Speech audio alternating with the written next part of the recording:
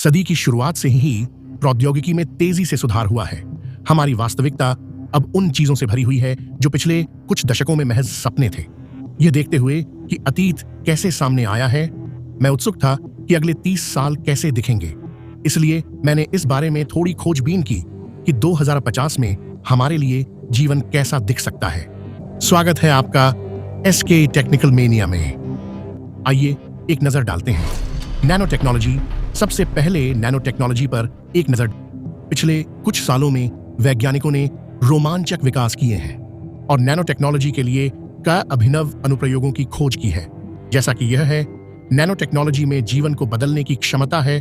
जैसा कि हम जानते हैं, क्षेत्र के विशेषज्ञों का मानना है कि भविष्य में नैनोबॉट्स को हमारे दिमाग में फिट किया जाएगा ताकि हम आभासी दुनिया से ज्यादा आसानी से और तेजी से जुड़ सकें।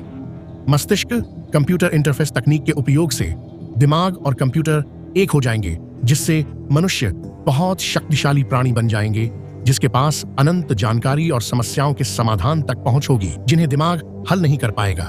अगर नैनो टेक्नोलॉजी उस स्तर पर पहुंच जाती है तो शायद फोन और कैलकुलेटर जैसे गैजेट की जरूरत ही न पड़े।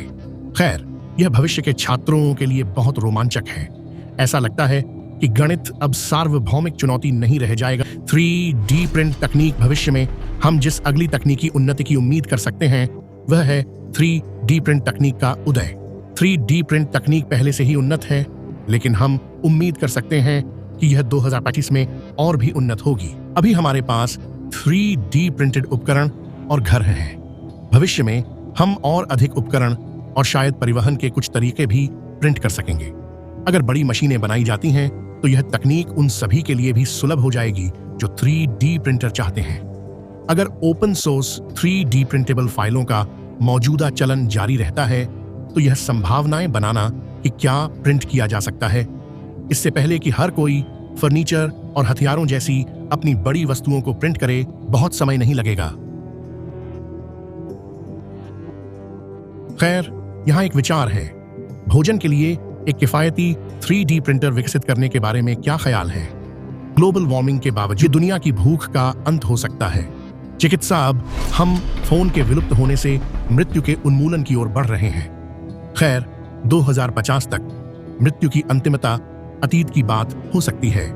BCI तकनीक के माध्यम से मस्तिष्क को कंप्यूटर से जोड़ने के साथ हमारे मस्तिष्क में संग्रहित जानकारी मस्तिष्क को कंप्यूटर फाइलों की तरह हार्ड डिस्क में स्थानांतरित किया जा सकता है। इसका मतलब है कि यादों सहित डेटा को पुनः प्राप्त किया जा सकता है और किसी अन्य प्राणी में अपलोड किया जा सकता है, शायद एक अधिक उन्नत मानव रोबोट। इस तरह हर क्षेत्र में सबसे अच्छे दिमाग संरक्षित रहेंगे और नवाचारों पर काम करना जारी रख पाएंगे। चिकित्सा क्षेत्र में विचार करने के लिए एक और सुधार यह है कि कैंसर जैसी गंभीर बीमारियों का इलाज किया जाएगा। इस विकास का एकमात्र नकारात्मक पक्ष यह है कि हर नई तकनीक बहुत महंगी होती है जब वह पहली बार सामने आती है। इसलिए हम में से बाकी लोगों के पास इस सचमुच जीवन रक्षक तकनीक तक पहुंच नहीं हो सकती है। कुछ समय के परिवहन, कुछ ऐसा जो हमारे पास हो सकता है वह है परिवहन। 2050 में परिवहन में काफी बदलाव आ चुका होगा। टेस्ला जैसे कार निर्माताओं द्वारा पहले से ही स्वचालित कारों पर केंद्रित प्रयोग चल रहे हैं। यह मानना बहुत ज्यादा नहीं है कि 2050 तक पूरी तरह से स्वचालित वाहनों की तकनीक मौजूद होगी।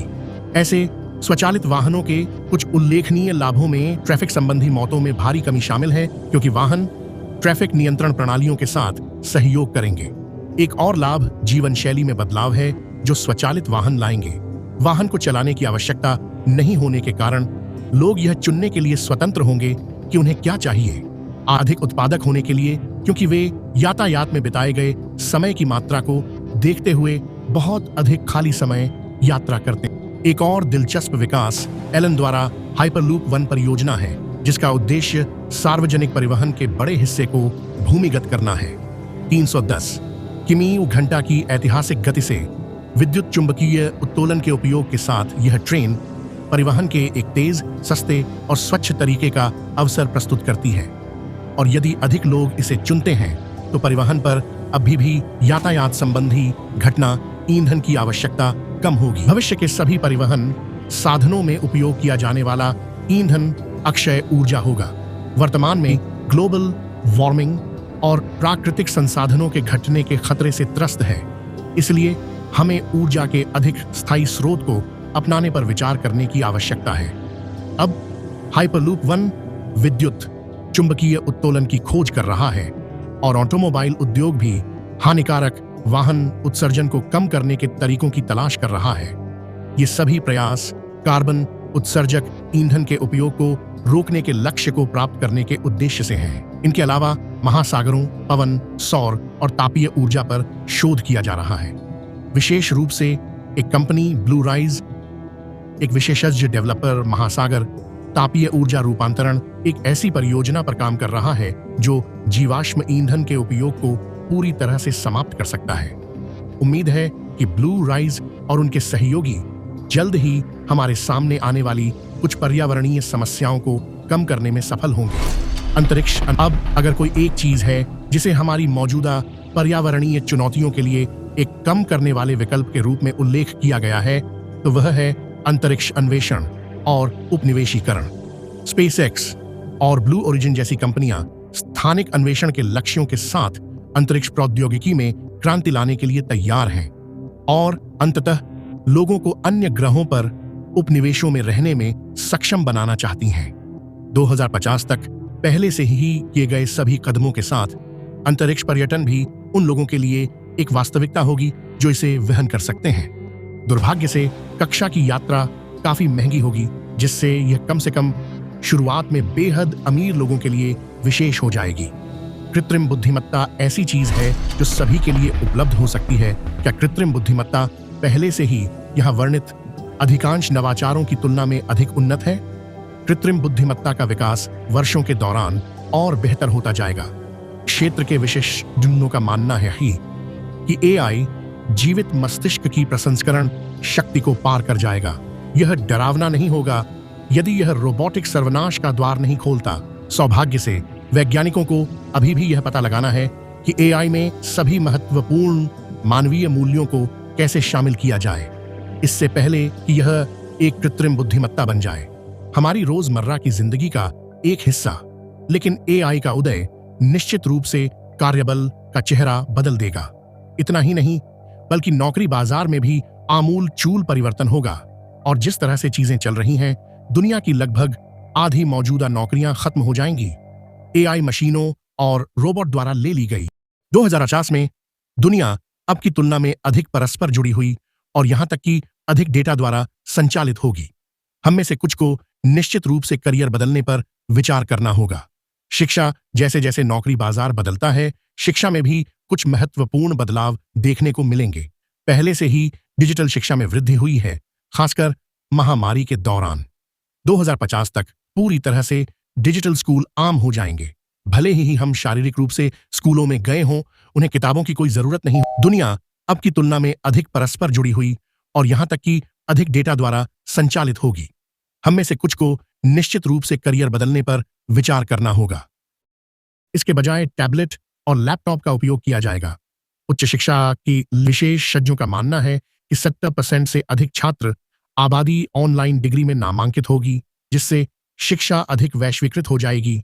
अगर हम सभी के लिए अच्छी शिक्षा सुलभ बनाना चाहते हैं, तो यह सही दिशा में एक स्वागत योग्य कदम है। मेरा मानना है कि ऑनलाइन डिग्री भी एआई संचालित रोबोट द्वारा सिखाई जा सकती है।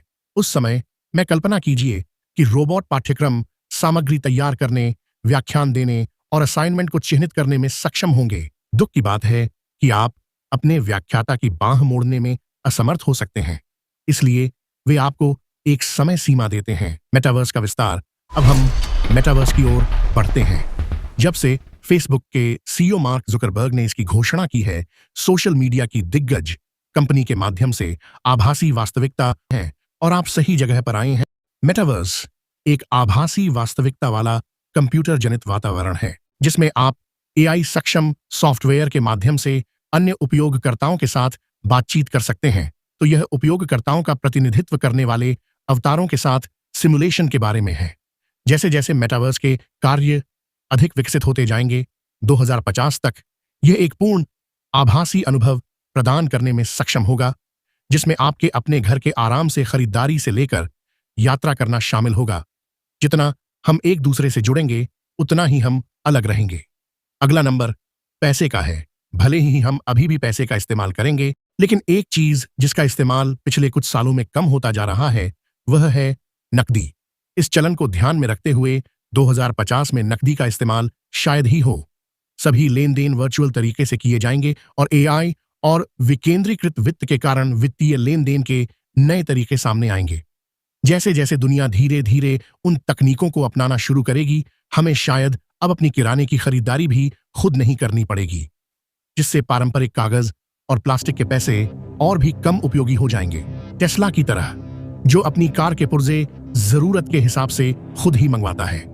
हमारी स्वचालित पैंट्री और रेफ्रिजरेटर हमारी किराने का सामान मंगवा सकते हैं, जिससे हमें गलत दूध नहीं मिलेगा या दूध खत्म भी नहीं होगा। रियल एस्टेट में घरेलू उपकरणों के स्वचालन की बात करें तो 2050 में घर भी पूरी तरह से स्वचालित होंगे।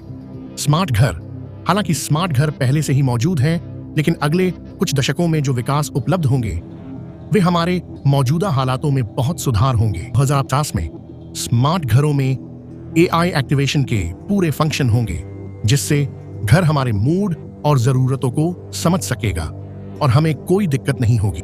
हमारे चैनल को सब्सक्राइब करें और इस यात्रा का हिस्सा बनें। नए वीडियो के बारे में सबसे पहले जानने के लिए सब्सक्राइब बटन दबाएं और एसके टेक्निकल मेनिया के साथ जुड़ें।